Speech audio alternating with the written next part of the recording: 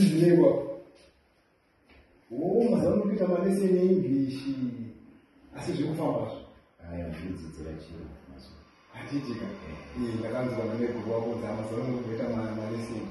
But zvikuphindire musoro kana kuti hambenani. bati Zvikuphindire musoro. zvi Zvechirungu chaupita mazuva.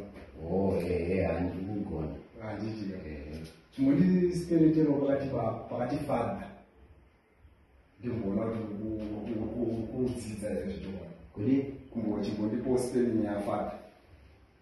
pada chi Babasha.